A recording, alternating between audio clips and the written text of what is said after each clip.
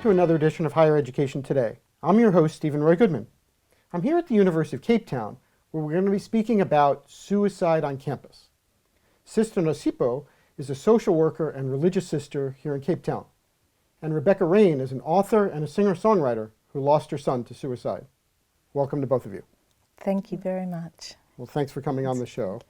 It's great to be here. Well, delighted you guys are here. And Sister, maybe if we could start with you. You must deal with issues of suicide and mental issues in all sorts of ways in your role as a sister. Would you mind saying a word or two about that? Part of social work practice and any helping profession, the first thing that we do when the person presents a case is an assessment, and particularly a psychological health assessment, and that's when we are able to pick up if the person has got any risk towards suicide. Sometimes people don't necessarily present as straight suicide, but it would come very far in the helping process that the person has a suicidal barrier or vulnerability, and we need to be alert to it right through the helping process. Fair enough. And Rebeka, you unfortunately went through this. Mm-hmm. Yes. Did you have any idea that your son might be even thinking about that? No idea whatsoever. The morning that it happened was as normal, and he just got back from a holiday with his friends and was all happy and putting photos on Facebook, and 11 o'clock that morning he was gone. So there was no warning whatsoever in my case. So it's a difficult one. You have lots of what did I say, what didn't I say moments, but I think connection, just having verbal and connection all the time is so very, very important. Did he have any friends or colleagues who might have been considered at risk for suicide that you knew of beforehand? No, not that I knew of. And his friends were very, very shocked. It shocked the whole community because he was doing really well at his career and bright and the life of the party, which I've heard so often can be the case. People who are very out there and masking the feelings. Mm-hmm. Yeah. Different clients deal with it differently, you know, depending on the form of or kind of mental illness that they're going through or social challenge. And usually towards the people that they love most and that they know it will hurt them the most, they hide it best. Yeah. You know, and I suspect this was the case with your son. Absolutely. And it can be a shock, but it presents differently to different people. That's why other people are just calling it the silent killer, because it's just with that person, and only that person knows what's going on, and sometimes they don't reveal it to any other person until the last moment. But the important thing is to just always encourage people to open up, and I think this is part of what the show is doing, to just make it's a topic that can be discussed, a subject that can be talked about, so that if person is going through such thoughts, they know that it has a place, a space to be discussed, because most people don't discuss it. So where would they discuss it then? Where should they discuss it? I would say it should be discussed, you know, in the dinner table, in the lounge, in the sport field, you know, where people are is where it should be have space to be discussed. Wherever, in church, everywhere, in social gatherings, it should not be a hidden subject, because that's what makes it a silent killer. That's what makes people don't find it easy to talk about it, because no one is talking about it. And if we talk about it, a person going through that might have enough courage to come out, to express, to say, you know, I sometimes think about this, or I sometimes feel like this, if it is talked about. But if everyone is shying away from it, then it doesn't allow the person going through those feelings to actually voice it out. Absolutely, yeah.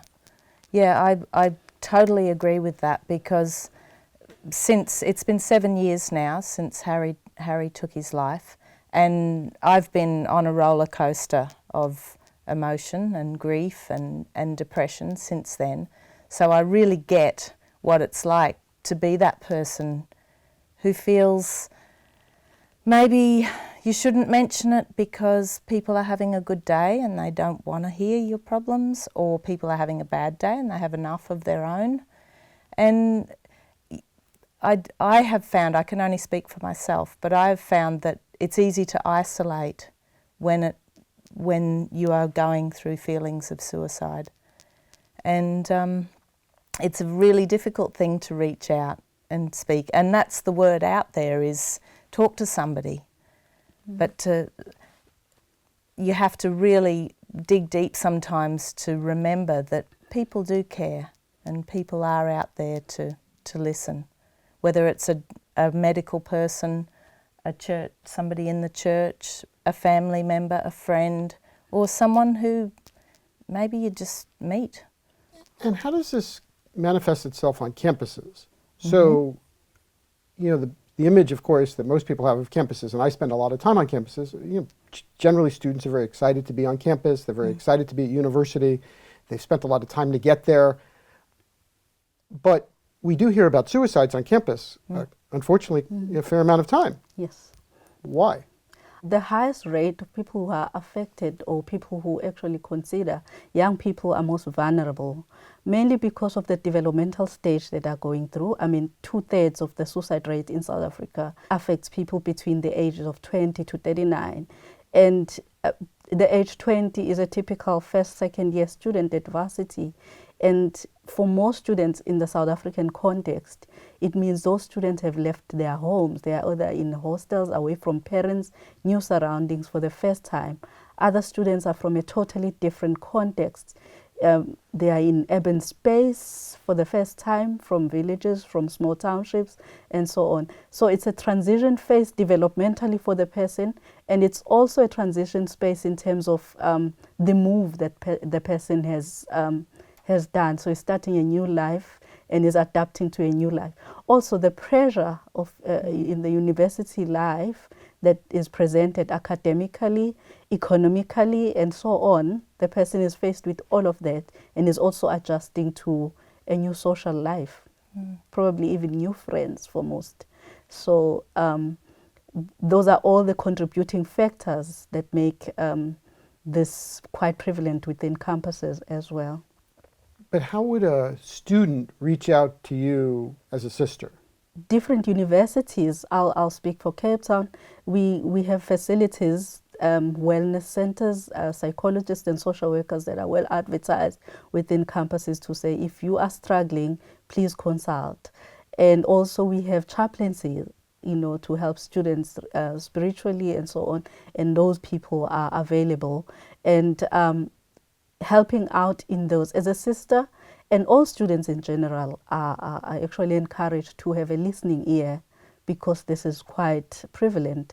As a sister, a person can stop me and a person can ask for my details, ask for private time that is well acceptable. They can also contact the chaplaincy in the university and request, not necessarily the person in the chaplaincy, but for that person to organize somebody to talk to. And that is also another channel that this can be done. And I believe in other institutions as well, the different channels that are there, these are just general, that are also at UCT. And interesting, you mentioned channels. Rebeka, you have channeled some of your grief and some of your, I guess there's no other way to say it, some of your grief into singing and writing songs and performing. Yes. Well, I went through a very dark time for probably the first 18 months. Was sometimes I couldn't get out of bed. I spent a lot of time, I researched a lot of books. I just lost myself basically.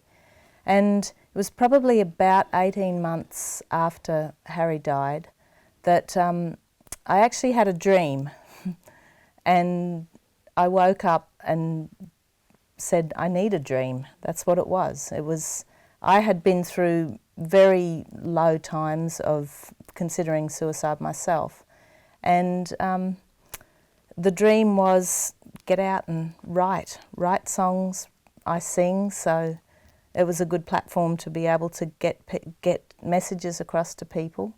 And my very first song was a song called Don't Listen to the Darkness, and it was written to my son.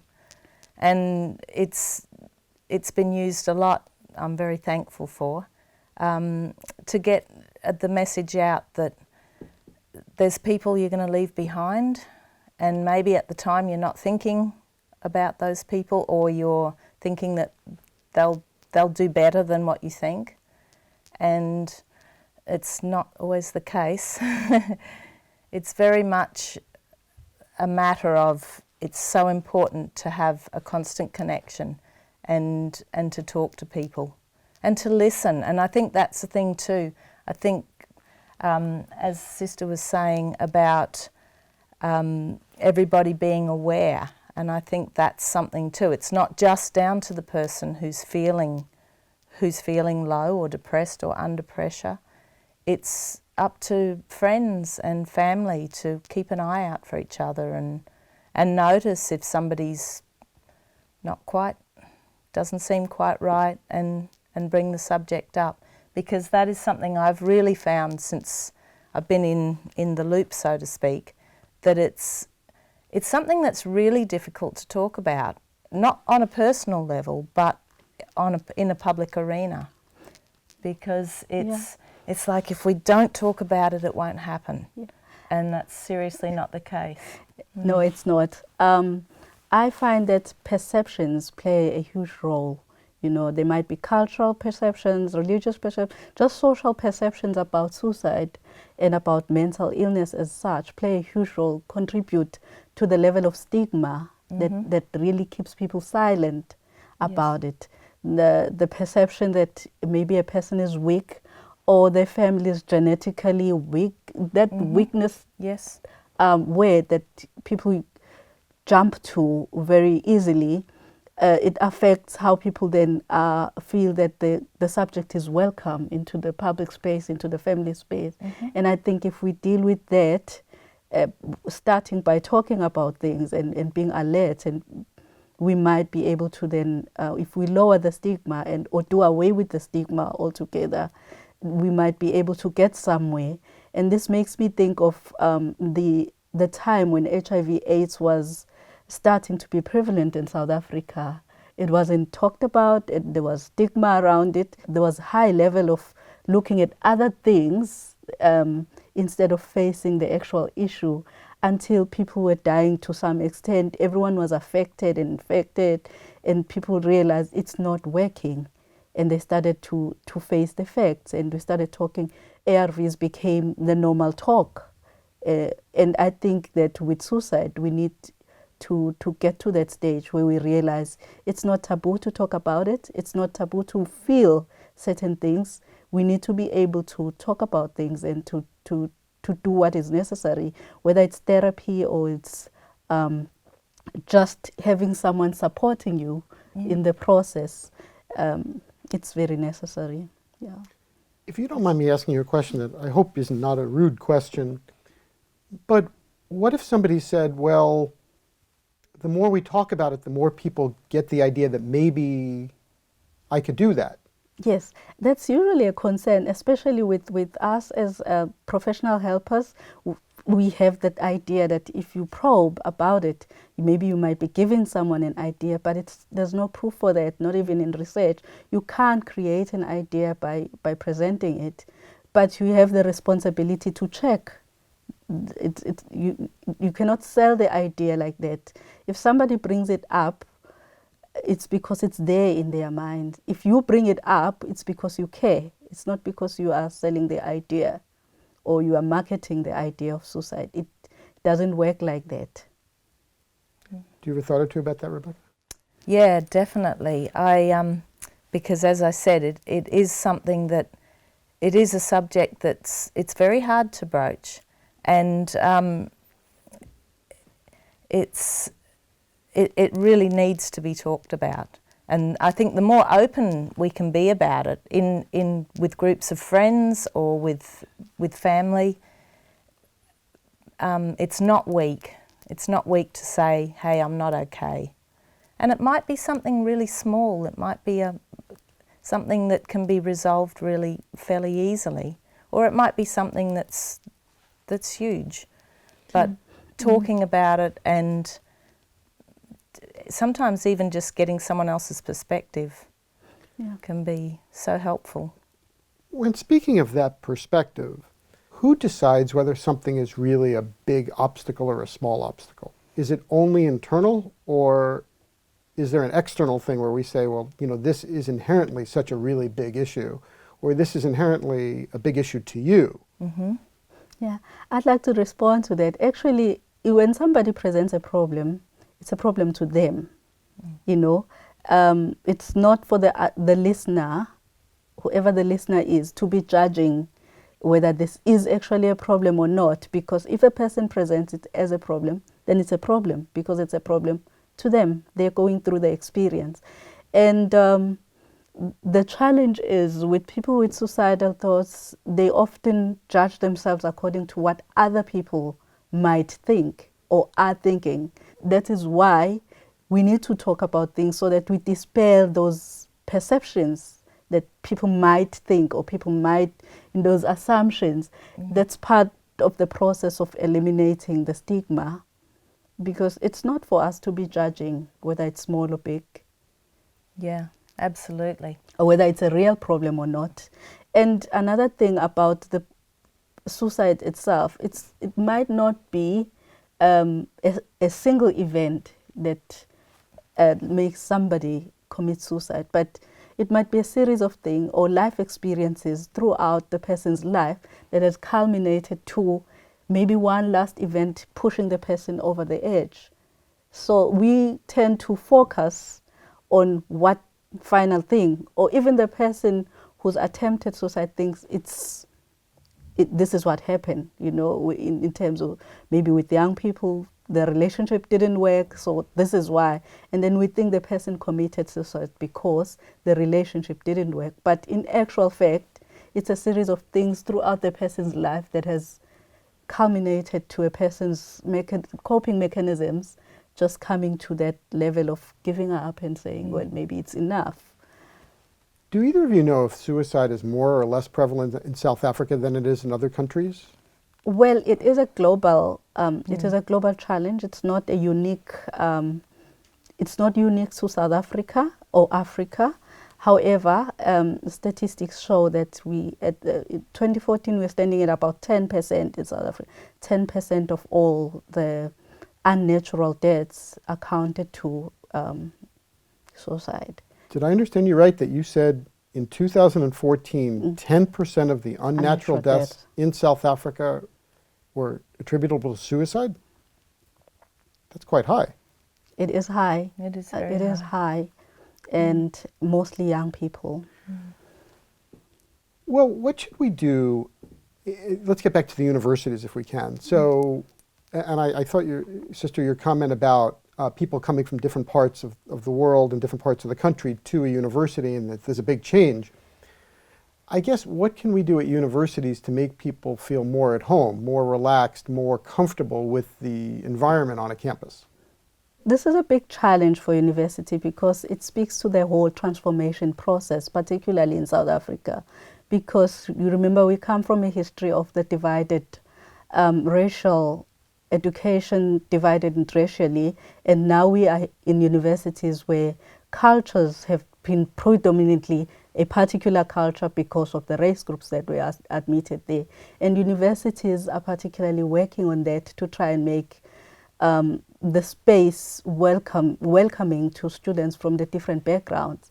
And it's difficult, but the academic and the administrative staff are currently working on different methods of being able to receive students and make them feel at home and valid enough and valuable enough to be there.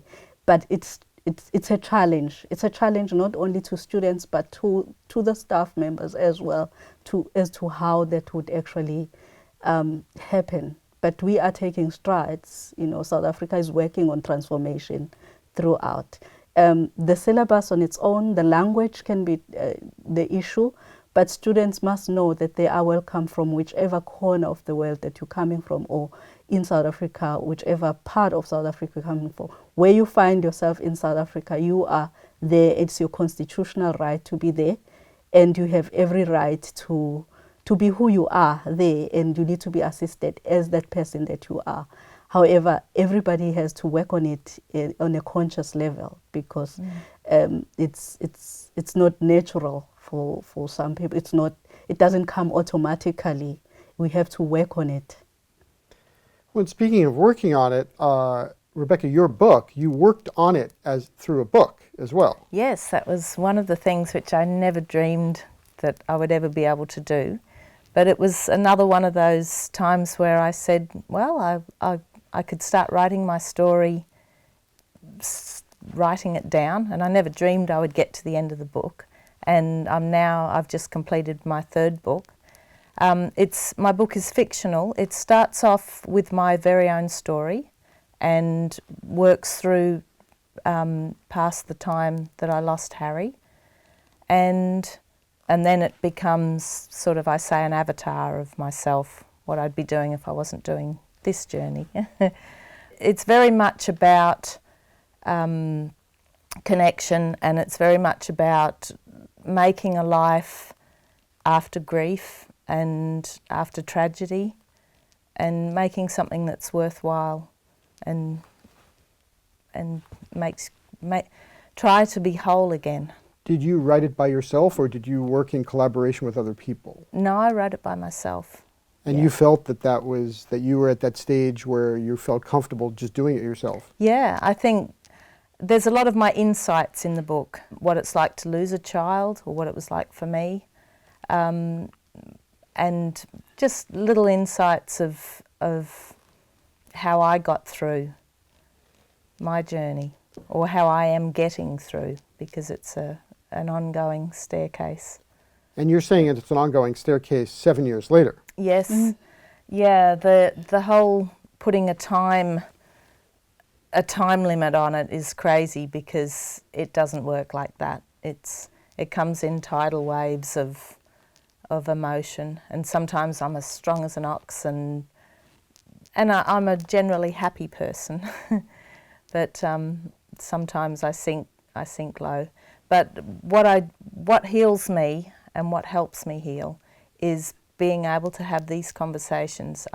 When I first started singing, I did a lot of busking, and the best part about that was being on the street, and amazing people would approach me and tell me their stories and hear mine, and that was just incredible, because I would get emails back from young people, older people, all sorts, saying, wow, you really helped me today. You saved my life, or you made me think a different way, or just gave me a different outlook. So that's been very healing for me. Well, that's interesting, because, a lot of people say that a lot of singers and a lot of authors do connect with people that sometimes they'll never meet by sharing certain ideas. They put the ideas into the public domain, and then other people read and respond to those ideas. Yeah, something connects with you that makes sense to you. I guess my follow-up question is, when you were writing your book, did you think, and I don't mean this to be an offensive question in any way, did you think or go to the library or do anything to look at other books where perhaps parents had dealt with this issue? Not as such while I was writing, but as I said, in the first 18 months after Harry left, I lost myself in the library. That was my lifeline, and I read everything from spiritual to medical to psychological, anything I could find, not only to try and understand, but also to give myself some peace that Harry's still with me, and I'm very much assured of that. Just listening to what you're sharing now, I'm just thinking most people don't think about the after effects and how long they can take. It's basically for life, you know. Although you carry on with your life, you're restored, you are productive and all, but the experience of the people that are left behind stays with them for life. And I say this from a personal experience as well. I also lost somebody very close to my heart in the family 2 years ago, and it's something you don't forget. Yeah. And that's why I think you said you can't really put a time frame to it. Well, thank you for sharing this and all your thoughts. We have another minute or so. Is there anything else you would like to say to a viewer who's watching this and following what you're saying? To sum up, all I can really try and reinforce is it's okay to be not okay. It's not weak. It's not embarrassing. And for the people, look out for each other. Connect. Everybody's connected on social media, and it's kind of it's a little bit two-dimensional, for want of a better word. Connect in person. It's okay to talk about it. Just tell someone. If you're not feeling good, tell someone. Yeah. And I'd like to just say to particularly people who are decision makers, leaders in different spheres, I mean, in communities, in the family, in religious spheres, people who have platforms, let us speak a correct kind of message to the people to say, it is okay, like she's saying, it is fine, it is a subject that can be discussed, it's a subject that a person can bring up to say, I have this problem, or I feel like this. Let us be receptive to the issue of suicide, not to say accept it as a positive thing or recommend it, but to say it can be talked about. It's an illness. Well, thank you both for talking about this today. If you would like to send an email to me at the show, please go ahead and do so at highereducationtoday@topcolleges.com. And thank you for watching. We will continue to bring you quality discussions about important matters in today's college and university world. I'm Steven Roy Goodman, and you've been watching Higher Education Today.